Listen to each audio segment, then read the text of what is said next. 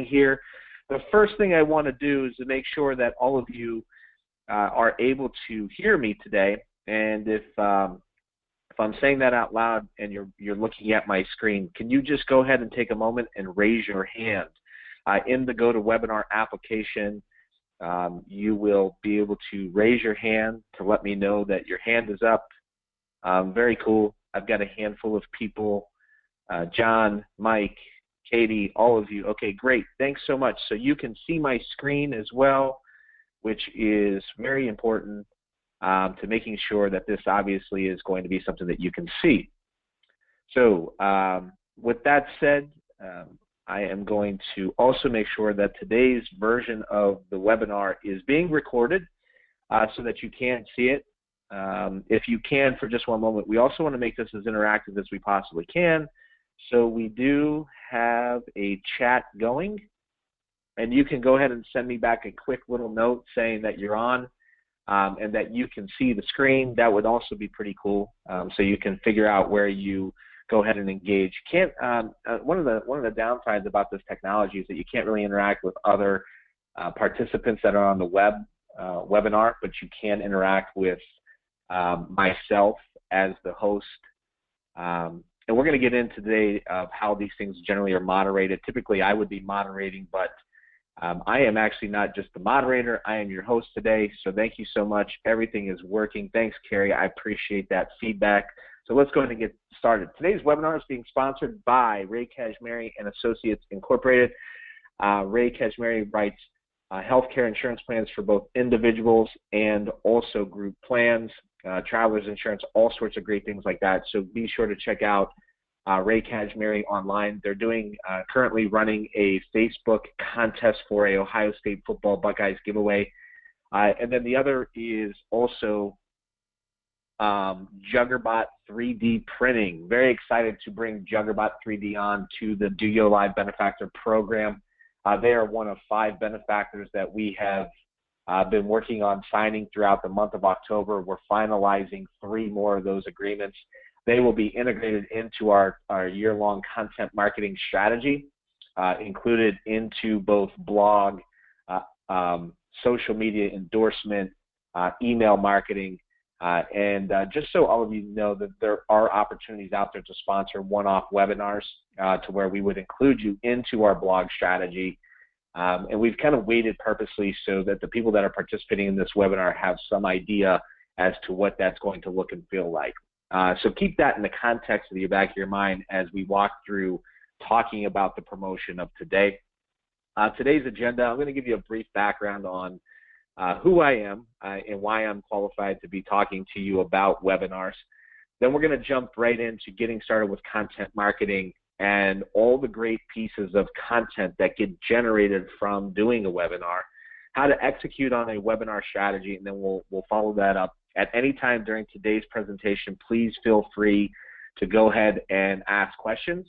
We will do the same with you. We have a number of polling questions that we've come up with that we're going to ask throughout the course of today's webinar. So just briefly, our mission for DOYO Live is to be an ongoing educational resource for marketing, sales, business, and design professionals 365 days a year. We're doing this through our blog, through webinars, like our series that's starting today, email marketing. We have 2 different varieties of our DOYO Live marketing show that we have just recently launched. We've got a video which will comprise of both recorded and Facebook Lives on a pretty consistent basis, and also our podcast. We do get out into the community and perform workshops, and our annual conference, our inaugural conference was last summer, August 4th, 2016. We attracted over 200 marketing professionals and sponsors. It was headlined by Joe Polizzi, and we've got some exciting unveilings coming for 2017. Our secondary goals are to make sure that through our efforts, through job creation, through spending money with vendors, so forth and so on, we're helping to stimulate the economy of Youngstown, Ohio, and we're giving back to the community. So needless to say, my name is Dennis Schiraldi. I am the founder of DOYO Live. I've got 15+ years experience as a marketing executive. I've lived a foot in both worlds, in both traditional and what's deemed as Web 2.0 of utilizing online marketing strategies to grow businesses. I've conducted over 60 webinars in my lifespan, both working for brands like GE Healthcare and being contracted as well. Those webinars have generated a ton of content, generated thousands of leads, and contributed millions of dollars to sales funnels. So needless to say, I've got a little bit of experience in the webinar field. I currently reside in Youngstown, Ohio. That's been 3 years now, going on 3 years. I lived in Cleveland, New York City, Columbus, Ohio, and it's really good to be back here. I am a part-time professor at Youngstown State University as well, in addition to my day job, and having a lot of fun teaching social media marketing and communications classes at Youngstown State. So before we get into talking about all the different types of content that get created, we got to talk a little bit about what content marketing it is. And content marketing, kind of by definition, is the fact that you're going to establish a authority by creating interesting, compelling content that positions you as a position of leadership, thought leadership, in your area of expertise. The guy on the left is Joe Pulizzi. Joe Pulizzi founded the Content Marketing Institute and then hosts his annual marketing conference in Cleveland, Ohio. It's called Content Marketing World. Why that's significant is that Joe was the keynote speaker at DOYO Live in 2016 and is the foremost authoritarian on the world in content marketing. He has over 150,000 followers to their subscriber list. His conference attracts over 4,000 people from around the world, and he's a top 50 influencer in online marketing. So Joe preaches this. It is true. I mean, look. Producing one piece of content on one platform and having consistent delivery is a very challenging thing to do. So in order to be able to be successful at that, you got to make sure that you can commit to this content strategy, and that generally takes place over a 12-month time span, which I wholeheartedly agree with. I've been blogging for 3 years now, trying to establish my expertise in the marketing space. But the challenging part to the 12-month proposition for most businesses, organizations, marketing professionals is that they want to jump into content marketing, but the problem is that the C-level executive management wants to know what the return on investment is going to be, and that's going to be fairly significant and immediate. And you have a sales organization as well that's saying to you primarily responsibility between value props, competitive insights is where are the leads for the sales organization? So who has the kind of time to wait out the 12 to 24 months time span in order to be able to start generating leads? So there's a lot of confusion as, how do I get started with my content marketing strategy? I need to start generating leads right away. I feel that pain. A lot of people that I work with feel that pain. We don't have 12 to 18 months to wait it out. And there's no reason why you need to wait it out 12 to 18 months when you can invoke a content marketing strategy that can actually start to generate leads pretty much immediately. There is a challenge. Why content marketing works is because it helps to build audiences with your business, with your brand.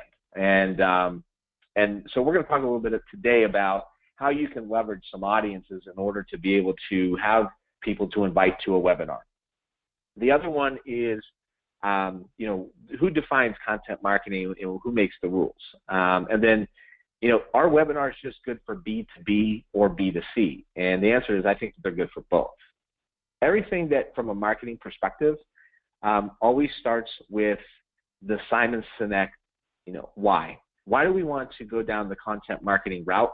Why would we want to start to establish a webinar series as a result of trying to drive our content marketing strategy?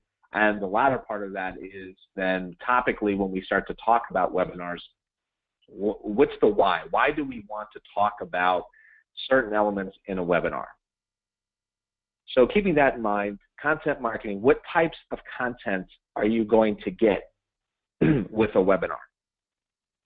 So the first thing that you're going to utilize is a blog strategy that's going to essentially help you to drive your marketing promotional strategy. And as a result of launching a webinar, once you get through the planning stages and decide what the topic's going to be, you're going to have a minimum of at least 2 to 3, if not more, blogs that you're going to be able to utilize in order to be able to leverage the content in order to be able to promote the event. In addition to that, your blog should always have some sort of, not necessarily egregious promotion of the event, but the blog should be conceptually best practices about the issue that you're trying to solve for, or the problem that you're trying to solve for, and educate. And in that blog, you tickle in the call to action, the registration for the blog. You could get guest presenters to blog. I'm sure that at this point, if you don't have a blog strategy, or you do, your marketing communications people tend to create and generate that blog content, so you could go to them. And then if you're leveraging any of your vendor partners, you could get them into your blog strategy as well. The second piece that this is going to do is that social media is going to help obviously drive your webinar promotion to create some awareness for the event. And there's 2 different types of content that come along with the promotion in social media. So obviously, if you've run any social media campaigns, you understand that fueling that fire is a very difficult beast to tame. In order to be able to do that, your blog strategy and repurposing that blog strategy with the promotion of the webinar is going to be one of the foundations to syndicate throughout all of your social media platforms. And I think that all of them, and let me repeat, all of them, Twitter, Facebook, which on Facebook you're obviously going to probably have to look at some sort of paid type of engagement, setting up your Facebook page with the contact us and the sign up forms, or maybe even creating the event. I think Instagram, showing maybe the process behind how the webinar is coming together, show some interesting factors. You know, for this webinar, I tickled out and posted out some slides that we were going to show. Obviously, leveraging LinkedIn, and not just leveraging LinkedIn with status updates on your company page and your individual status pages, but also leveraging Pulse, Medium, Pinterest. I think Snapchat is a brilliant way to go out and take pictures and engage people into the webinar strategy. But again, content fuels that. So utilizing both your blog and then also the promotion that you create are additional pieces of content. And again, how do we get started with content marketing and leveraging a webinar strategy? So the webinar strategy is a very native and natural way to be able to do that. So, you know, the other one is that we tend to overlook is that email is such a huge viable option, and we're going to get into that a little bit later when we're talking about the promotion of a webinar. But the fact of the matter is that email promotion, you create your promotion, you're going to syndicate it out through your sales organization and through your email client. Again, we tend to overlook the insignificance of the awareness that that's creating. So if you get 50 to 100 people to register for your webinar event, that is fantastic. But a byproduct of that is the natural native email marketing campaign that you're utilizing and leveraging to create awareness for your brand along the way. So I think it's a very important, often underappreciated and overlooked aspect of content marketing and creating awareness. So now you've got the presentation. You're obviously going to pull together a deck or you know, a prezzo, whatever your company language is in semantics. But you're going to not only utilize that presentation like the one we're using today, you're going to want to repurpose that significantly. So the first thing that you got to make sure that you do is record the event to make it ready on demand. Leverage SlideShare on LinkedIn. It's obviously an online sharing application that you can upload your slides to. You'll get some built-in analytics, and you can actually create some lead generation behind it as well. So it's a very cool application. Try to record the speaking of the webinar for potential use in a podcast. You can transcribe the webinar and turn it into a digital guide or an ebook. That's a really, really interesting fact. So like, you can take this and you can leverage blog strategy, but then if you transcribe it, then there's online applications, or you can just hire a transcriber to go out and basically transcribe the spoken word into written language and create your digital guide or your ebook. It's a ton of content that you can be repurposing. And you can repurpose this, obviously, again, back syndicating it through your blog, through your social media, and through your email. And then I think the often most overlooked besides the email is that you can actually leverage this not just for lead generation purposes or awareness building or educating your existing customer base. You can use this for training for new employees within your organization. Like, most people don't even consider leveraging a webinar for that purpose. So kind of an interesting way to go about doing that. I'm going to pause here, and I am going to launch our first polling question. We're about 15 minutes in, and right now, here's the first poll that I am launching. We've got just about 40 people on the webinar today. I think some people may have had are still dialing in. So what are some of the challenges you face with executing a webinar strategy today? And if I can get upwards of 50% participation, that would be phenomenal. We will leave the poll open for just about a minute. So if you get the opportunity, go ahead and just go ahead and complete those questions. At this point, I've got 45%. I think we can get to 60% participation. Great, we're just about there. I'm going to close the poll here in just about 10 seconds. 5, 4, 3, 2, 1. You got to love the countdowns, right? So let's close that up, and we'll go on to now what is the plan. So the plan in launching your webinar comes back again to aligning the reason why do you want to do a webinar. What is the strategy going to be behind it? Are you looking to create awareness for your company? Are you looking to educate people on marketing concepts, and maybe or if your business has expertise in engineering or in IT or in healthcare, are you looking to just educate people, or is it a dual purpose, meaning that you want people to register that potentially would then ultimately end up becoming a client or a customer of yours as well? Do you want to retain existing customers? Do you want to create training purposes for your existing clients? And if I could pause here for a minute and just break down, webinars are a great lead generator for B2B businesses, but in the B2C space, most people don't think webinars apply. I conversely think that they do, and I think on a very big playing field. If you're in any sort of service-based business, accounting, financial, you're a healthcare provider like Mercy Health, you can be educating people on a month-to-month basis on the expertise and the services that you provide. The Affordable Care Act, all of us underneath individual plans need to know and understand that.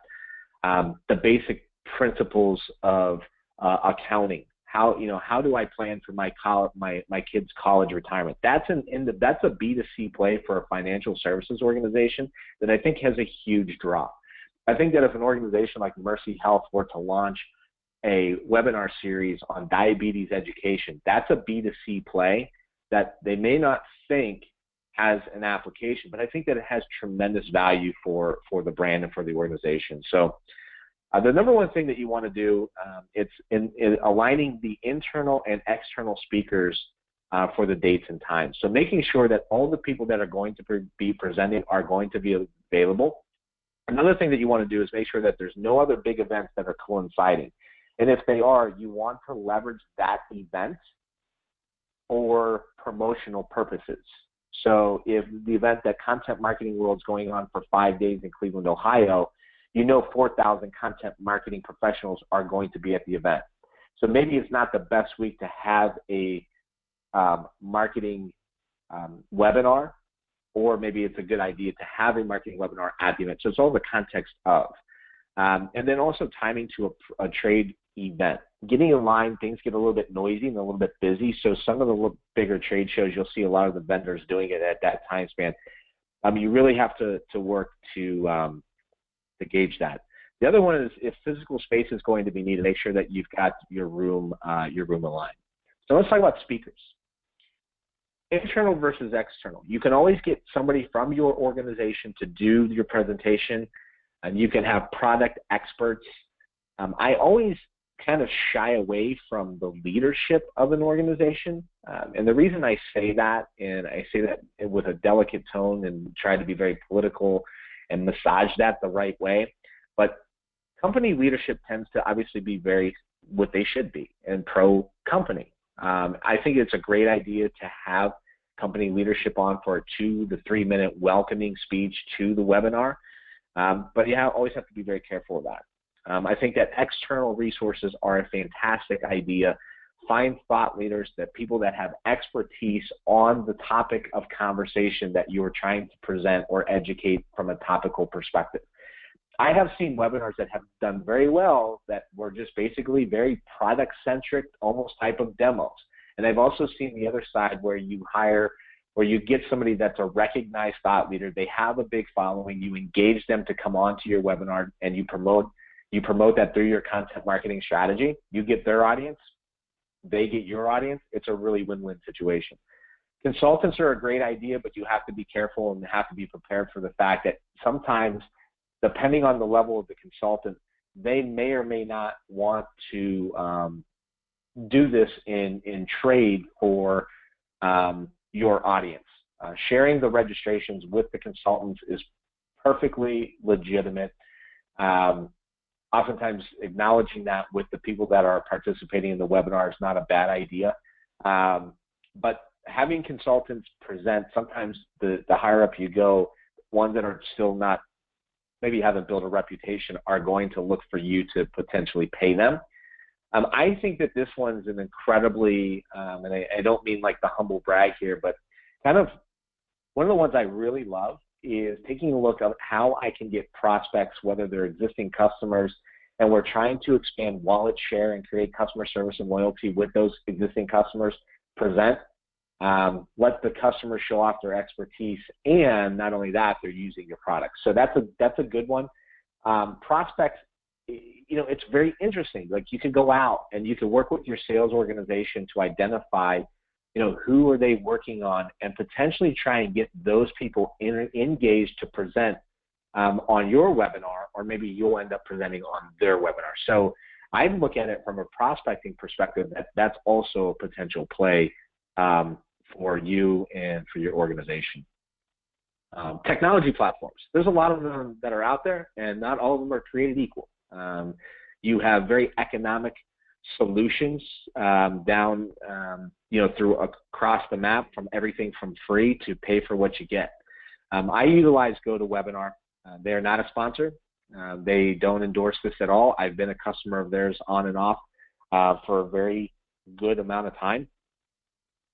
And the reason that I leverage the platform is because I'm comfortable and I'm confident in my ability to be able to deliver and articulate the message that I want to deliver.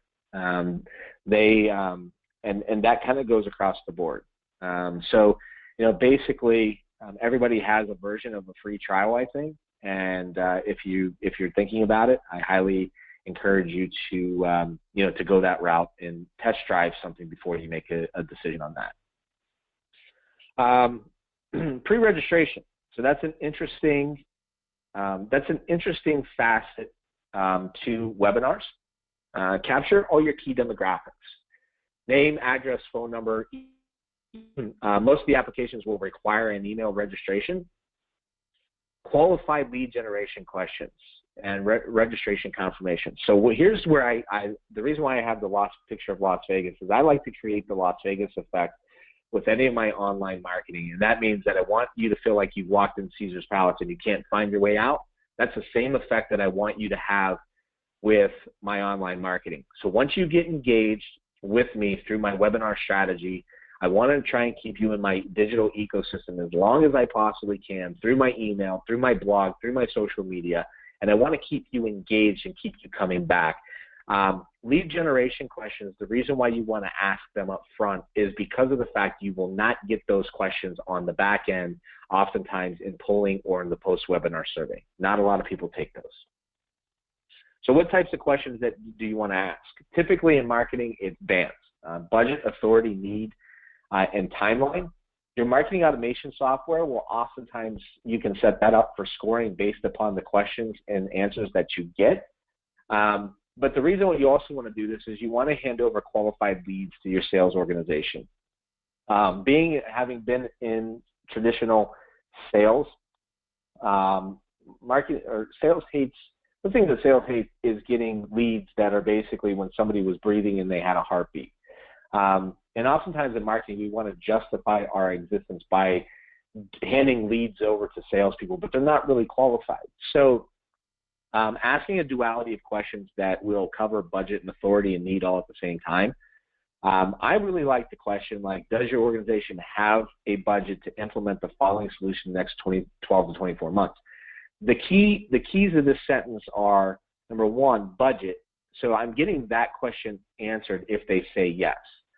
12 to 24 months is going to address the timeline, and then in this particular instance, I'm going to address the solution. So maybe it's the 5 things that I might be selling as a part of the company.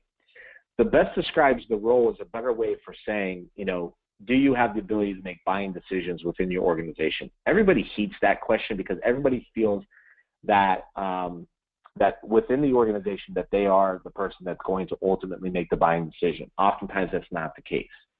So I try to ask questions in my pre-registration that cover a variety of those items. I'm going to pause again because I want to get to the next polling question. And the next polling question is, have you ever presented on a webinar? The questions are basically, answers are very easy. Yes, no, and would love to show my stuff. And while you're answering that question as well, you can also go ahead and register a question about this today, the webinar. Sorry, I'm pausing. I'm reading questions that people were asking during the course of today's webinar. So let's see here. All right. We have had the webinar open for about 45 seconds, and we're going to close it. 83% of you have voted on this today, so thank you very much. I really appreciate that. And now as we jump back into the screen sharing application, let's talk about the promotional strategy. So again, content is fueling any basis for any content marketing is the creation of content. And creation of content for the sake of creation of content has limited amount of engagement. But creation of content wrapped around or engaged with an event, and not just talking about a blog article on a Wednesday that says 7 ways to improve your Instagram audience. We're talking about creating content that is very relevant to the event. So in content marketing, there's this concept of the hub and spoke model. Typically, in the middle of the hub, you would have your website. And all the activity that you create and generate with your content marketing strategy is to generate traffic back to your website in order to be able to create interest and engagement and a big following, hopefully capturing emails.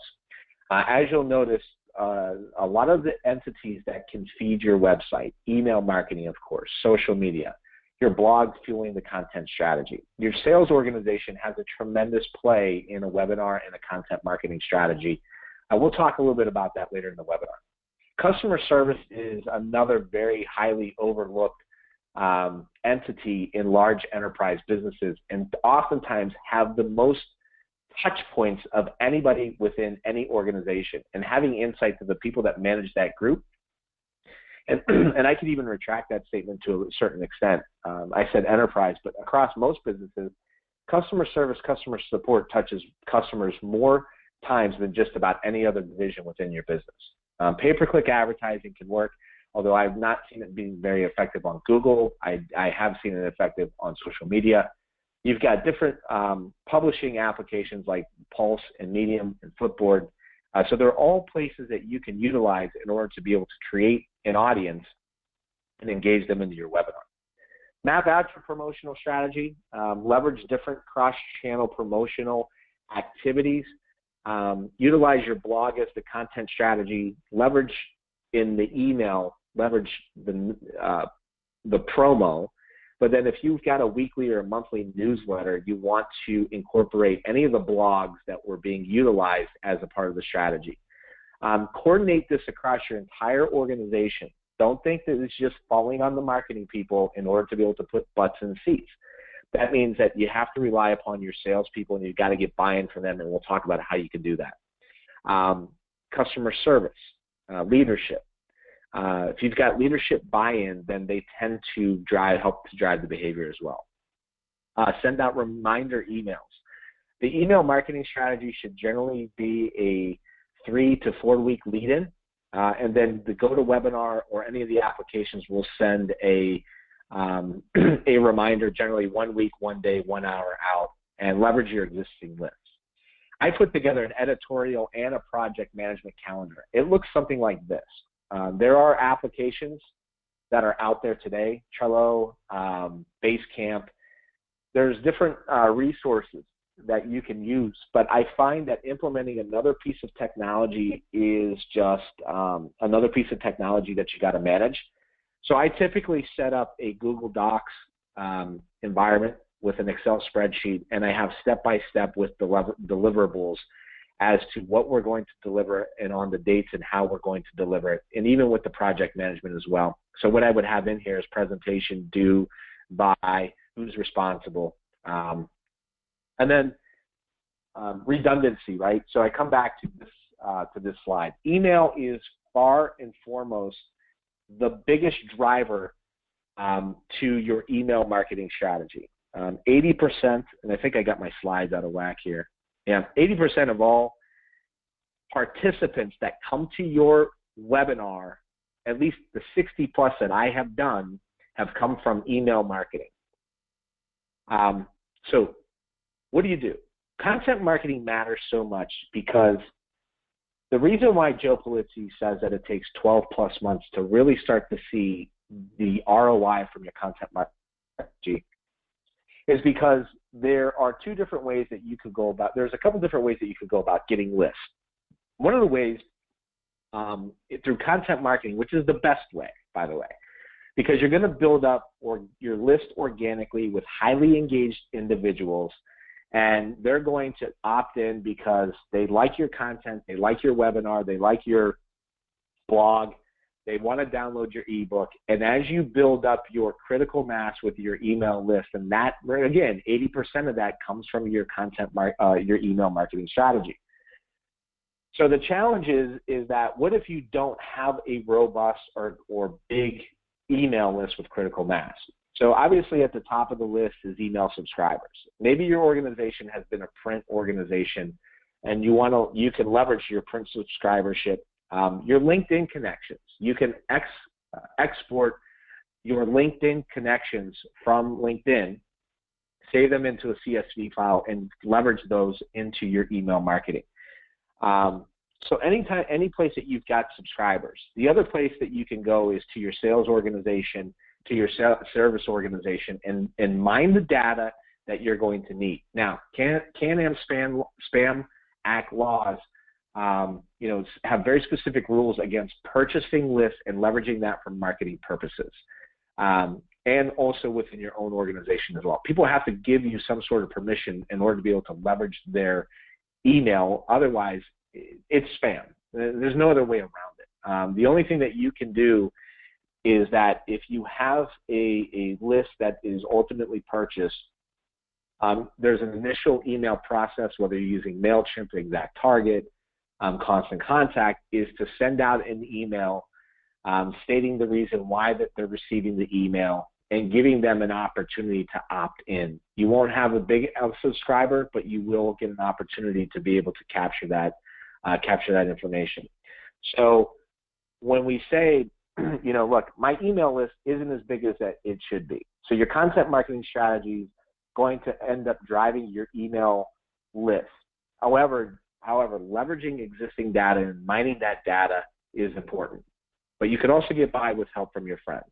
So if you partner on a webinar, which is very doable with vendors, with clients, with customers, with consultants, is that you can leverage their email marketing database and from a promotional perspective and get their audience. Same thing, when you are a manufacturer, maybe you've got a CRM vendor that you want to partner with, or maybe you want to tell them, look, we would love for you to sponsor this event. We're a customer of yours. We'll help you with sharing the data of the people that jump onto the webinar. But in any case, anytime that you can leverage somebody else's audience when you don't particularly have one, then you can obviously get that following. Trade publications, typically in this day and age for across the board, especially in the B2B environment, offer some sort of webinar services for paid for. So you will pay the trade publication X amount of dollars, and in return they will co-market, co-promote your event, and get you access to their audience. That's what essentially that you're paying for. Consultants the same way.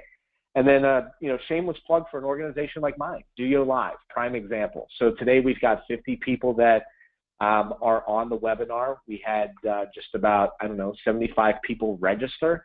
And if you're an organization that's looking for critical mass for an audience that is in marketing or business owners, partnering with us, either sponsoring it or potentially presenting on it, the concept lives.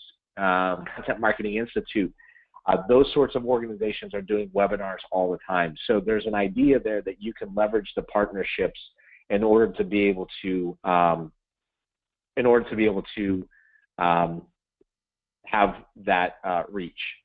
So I'm going to pause again, and I'm just curious is to see how many people out there today on our webinar actively and routinely participate in webinars, and how often do you, on a month-to-month basis, participate? Never, 1, 2, 3, and maybe if you're like me, maybe you don't care to admit of how many webinars that you actually sit in on a month. If you download or listen to any on demand as well, that would be great to know that information. But right now we've got about 80% of our audience that has voted, and about 10 more seconds I'm going to shut this thing down. Thank you so much, by the way, for not only attending the webinar today, but also participating in the polling questions. Really appreciate your participation. It means so much to us as always. So I'm going to shut this down. And yes, we are talking about practice. So one of the things that you're going to have to do with whoever's participating on the event is to practice. When I come back to the executive conversation, the one reason why it's difficult to always have executives presenting is that they don't like to practice. Like the magic elixir for like the recipe for failure of a recipe for failure on a webinar is when somebody says, I present all the time, I use this application, I don't need to practice prior to the webinar. That's like the kiss of death on any webinar that I've ever done in my entire life. The reason is that it's different. You're talking into a screen. You can't read body language. Presenting on an internal company-driven presentation versus something that's for public undoing takes a certain skill. A lot of people want to deliver kind of like a newscast. It's not going to be perfect. As a matter of fact, the more authentic that it is, and the fact that maybe it isn't exactly perfect, is even better. Passing around transitions, passing around transitions on the application itself is actually a little bit of a difficult thing to do. So that's important. Sync up preferably 2 days before. So if you've got to revise the deck, you can revise the deck.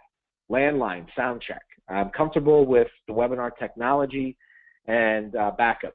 True story. I've done webinars where I was in Ohio. The company that I was doing the webinar on behalf of was in Vermont, and another portion of the clientele was in Florida. A power outage hit the building in Vermont, and the entire organization went dark. I was left on the webinar with one of the other clients from Florida, and we were scrambling on the webinar to try and figure out how do we actually present. So it was a kind of a dire situation, so it can happen. The event itself, so it's your big party. It's time to enjoy it. Let's have some fun with it. There's got to be some levity on a webinar. There's got to be authenticity. The first thing that I recommend that you do on the day of the webinar is to take a Post-it note, put it someplace that you can see it, and write record on it. I have forgotten to record multiple webinars, especially when people were paying me. I learned very early on in my career that it's something that needs to be done in order to be able to capture, your audience. One of the things that you could do that the world's not really completely ready for, but it just depends on the nature of the webinar, utilizing your web camera. As you notice, I started the raise your hand feature at the start of the webinar and asked to see whether or not you were seeing my screen. I did that specifically to make sure that you were engaged. Chat. Ask the audience to ask you questions throughout the course of the chat window. Twitter chat. You can engage Twitter. I've not been very successful at doing that. Matter of fact, I tend to disagree with that, although it's on the slide. It can help to build your following, but if you're in the ecosystem of the webinar, you might as well use what you've got. Again, polling questions. We've been asking polling questions and live Q&A at the end. Bullet points. So this is in the presentation. Don't read it. I've had crinkling paper in the past. Slide after slide, break it up. Make sure that you don't have every slide being a bullet point. Have consistency with your font. Check your content. Make sure that they're spelling. I would stick away from automation. I don't like it. It tends to go awry. And you know, don't add insult to injury here. Like reading the webinar and slide for slide, whether it's on a webinar in a real life presentation, is just boring. You know, we typically, a lot of us already know how to read, and when you put up a presentation, you read it word for word, you lose people. The pace of the presentation is obviously very important. Pace of the presentation could dictate as to whether or not it's a slow-moving, methodical, upbeat, and oftentimes the inflection of your voice will also will help that as well. I ask a lot of polling questions, as you can see. You know, sometimes I try to go from light to wholehearted to add questions and some answers in there that tend to engage people in a different way. And then live Q&A at the end.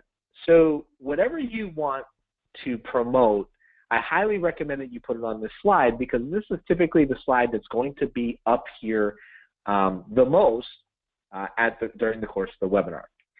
And then let's talk about follow-up. Follow-up is a key critical ingredient to any webinar. First thing you're going to do is launch a post-webinar survey. And at the end of today's webinar, when you leave, there is going to be a post-webinar survey, and I hope that you take it. I ask questions about, you know, everything from, hey, hurt my feelings and tell me what you think about the information that was presented, to what best describes the follow-up. So the reason I ask that question the way that I do is that I'm subtly saying, do you want to talk with an account executive? Which is saying, do you want sales to call you? Which most people don't want sales to call them. The other is schedule a demo, which typically, or schedule a meeting, or schedule, you know, a consultation, which generally is resulting back into talking to the salespeople, because that's what we want to try and do if, in fact, the why is lead generation for our webinar. Keep me informed of future events. I just got permission to make sure that I keep you in the loop on my future email marketing. And then send me periodic product updates. So that also gives me permission to stay in touch. After the webinar, your work is just beginning. So repurpose the webinar. Again, this webinar was branded. How do you get started with content marketing? Repurpose the webinar. Break down the recording on demand into a downloadable version. Most people do not want to sit around and watch the 45 minutes. I'll be honest with you. But break the webinar up in the small 3 to 5 minute incremental videos. Post those on YouTube, leverage Facebook, and take the opportunity in order to be able to engage people at the top of the funnel, create some awareness, and hopefully that 3-minute video, even shorter, 1-minute video, will drive them into wanting to engage further.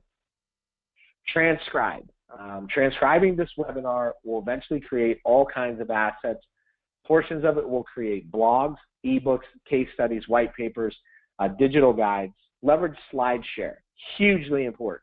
Matter of fact, if I were on the webinar right now and I'm trying to figure out how to repurpose content, take a screenshot of this particular page. I think it's a really good idea to just grab this and repurpose it.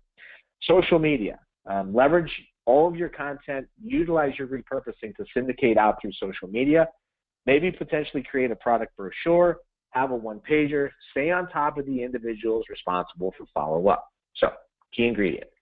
This is where we get into the sales conversation. You've got to go through the lead information, whether or not you have marketing automation software or not, and you have to apply some sort of methodology. You know, is it a product fit? Is the product budgeted? What's the buying time frame? And leverage the data and the information to ascertain to a conclusion as to what that necessarily means. Harvard Business Review says that leads that get followed up on within 1 hour will be 7 times greater in the conversion and conversation stage. So how do you get buy-in and support from sales? Because they're hugely responsible for the long-term success of your webinar strategy. Crucial to get their buy-in at the start. Ask what they feel and reverse engineer the conversation. What are the problems that are out there in your industry today that you are solving for, and make that the topic of the webinar. People are struggling with how to get started with a content marketing strategy by using webinars, right? So that's what we kind of reverse engineer the conversation. Get their help on promotion. So get them to engage their prospects, their clients. Have them send out links to the webinar. Have them send out promos to the webinar. You can take that and put it on the Microsoft Word document. You can let them freely take that and put it into an email or maybe even a PDF file. Remind them of what the total registration is, and not only what the total registration is, but what our goal was. If you have a weekly internal call, you can let them know how many people are registered. If you are regionally based, your sales force, you can let them know how many people out of the Midwest versus the Northeast versus the West have invited, or better yet, got people to sign up for the webinar. You can tie that back to your registration questions, and that will give them some competition between the sales organization. The other thing you can do is to go to the sales organization and partner with them on regional-based webinars. So maybe your webinar should just be focused on the Western United States or the Eastern United States, or better yet, account-based marketing. I love this one. So if I've got a sales rep that has, is selling, wants to sell stuff to Under Armour, Sherwin-Williams, or say Mercy Health. These organizations are huge. They're enterprise types of environments. They have multiple locations. If you're selling something into the IT department, the materials management, or the marketing department, the chances are there's anywhere between 20 to 1,000 people that work at any one of those organizations. And there's examples like this across the board that would fit the buyer persona and fit the buying pattern. So what we would do is we would want to specifically dial up a VIP account-based webinar for that particular audience. It's very simple, though, too, because you're going to leverage the sales rep. You're going to leverage that sales rep's executive leadership. And the content kind of going to stay the same. It's not going to, you're going to input their logo and those sorts of things that can help to make it feel a little bit more special. And that's how you can partner with sales. You can get the sales rep to sit on site with the prospective customer or client. That's a huge win for engagement. Huge, huge win. Like you're sitting there, group viewing, put some popcorn on, everybody gets together, maybe it's over lunch, and that's a great opportunity for you to be able to engage, again, your salespeople and to help them moving and advance the agenda. And again, once you've created all this content, what does sales typically do? They come back to you and say, hey, we need content. And having your salespeople engage with your content, with the blogs that are created, to the emails, to the books, to the digital guides, to the presentation, is a huge way for them to help to nurture their audience as well.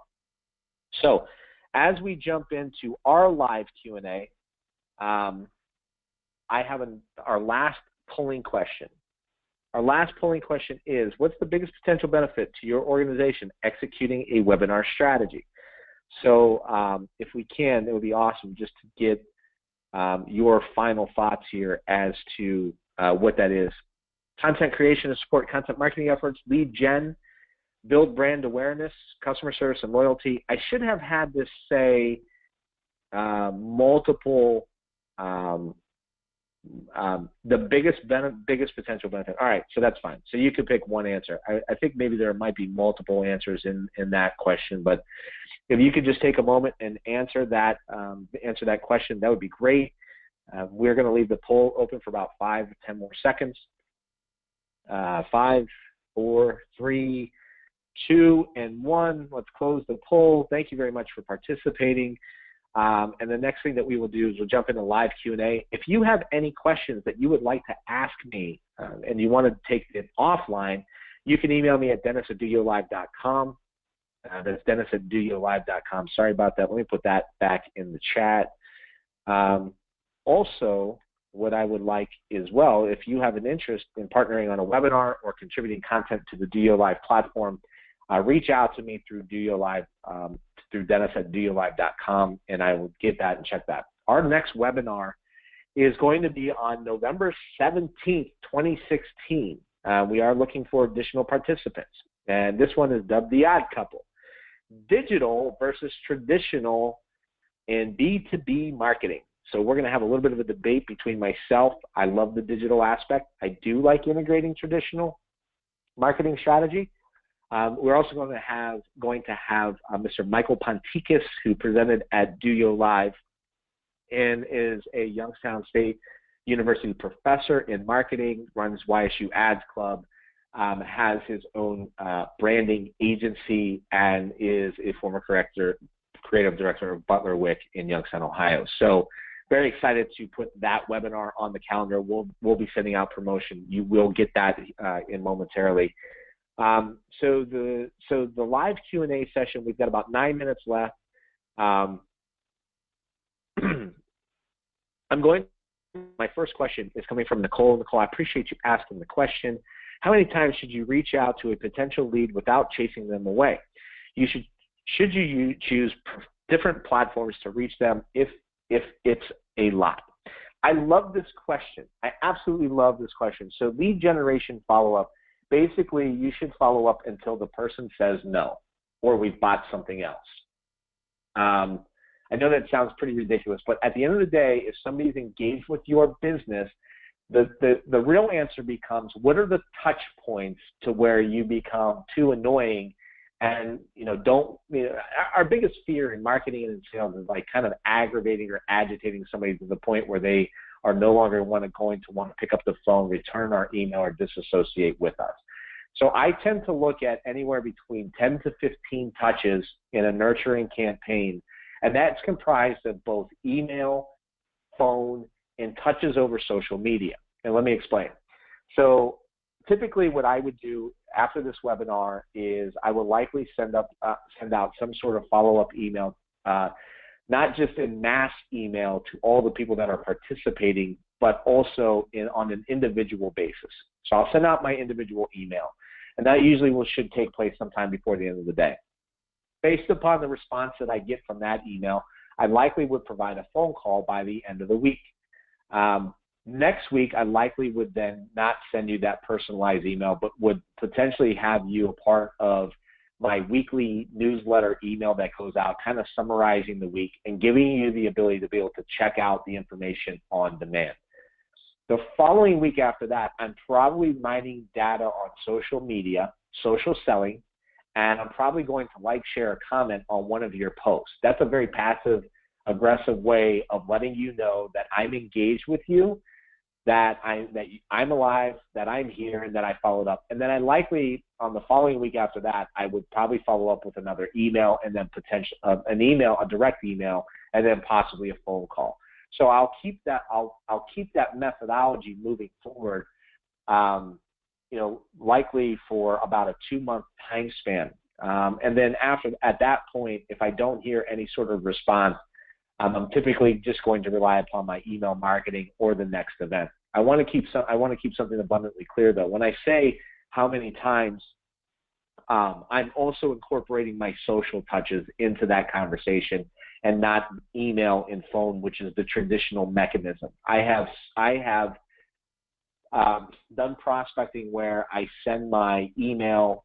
I make a phone call and remind them that I sent an email. Then the following week, I've actually liked a post of theirs on, say, LinkedIn, and I'll oftentimes get an inbound email saying, hey, I know I owe you a response to your question or to your email, to your meeting request. And that's how I typically would do that. The frequency to follow up is going to be contingent upon, Donnie, thanks so much for asking the question and for being here today. It means so much to us, so I appreciate that. As far as frequency, on hopefully my question previously to answering that is God's helped. I think that you have to be mindful of, again, the frequency is, if you have marketing automation software, obviously you can enter those people into your marketing automation software follow-up plan. If the email was open, if it was not open, if they clicked on it, what triggers the next behavioral response. I also think that what is the outcome? So if you're getting positive outcomes, then that's great. If you're sensing you're getting negative response or you're getting agitated individuals, then I think you have to balance that frequency. Going back to my medical imaging days when we would call on offices in person, you can't go into an office every day and go that face-to-face visit. And you can't do that with phone call methodology as well. You can't just simply call people every day. I went to a marketing conference, Content Marketing World. I've been called every day for almost 2 weeks straight from a sales rep that's trying to sell me social media listing software. And that's just completely egregious and ridiculous. Like, I don't need that many touches, but I do need maybe a phone call and an email follow-up once a week with maybe some touches in between that. So you have to gauge that onto what you think.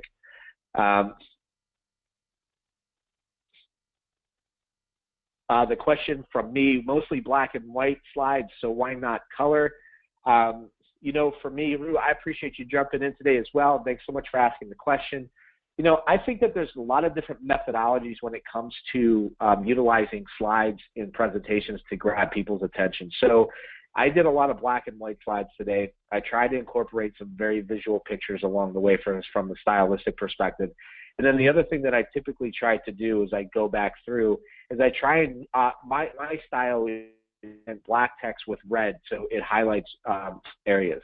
So on this particular slide here, I'm leveraging ideas to leverage partners, and that's typically how I would do that.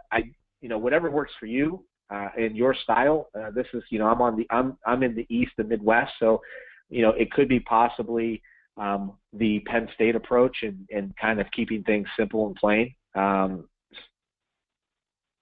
So we are at the top of the hour. I don't want to be rude and overstep my time.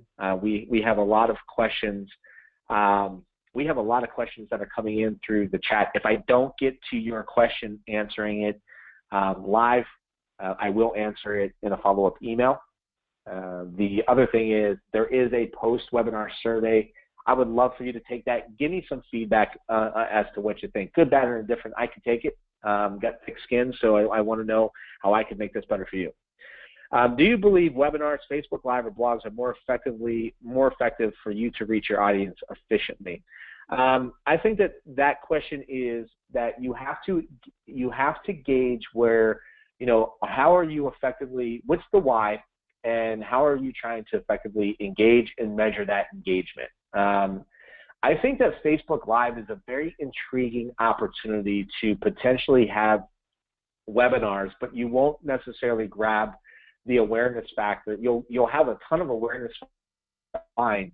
You may not have the conversion that you're looking for initially, but the third-party streaming application with Facebook Live, the live stream, does now have a stream sharing application to it to share your desktop, so that can have some play.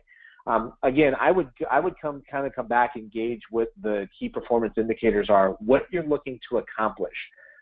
Me specifically, the reason that I'm doing this webinar is I'm looking to build and engage my audience and bring value and grab email, grow my email list, engage you with free content. I'll be perfectly transparent with this. I want to give away as much free content and advice as I possibly can 364 days per year and live my mission so that one time per year I ask you to come and pay a nominal fee to attend a marketing conference that's going to have great content great opportunities for networking, help with some good things going on in Youngstown, you're going to be willing to do that. And I'll gauge my opportunities by how many people are signing up for the webinar. In addition to that, I use those other mechanisms to engage you into a more deep, full meaning conversation. So I hope that helps as well. In any case, we're at the top of the hour. I would love to continue on with this conversation. Obviously, I can talk marketing forever, and I appreciate all of you that have stuck around and showed up today. It means so much to me.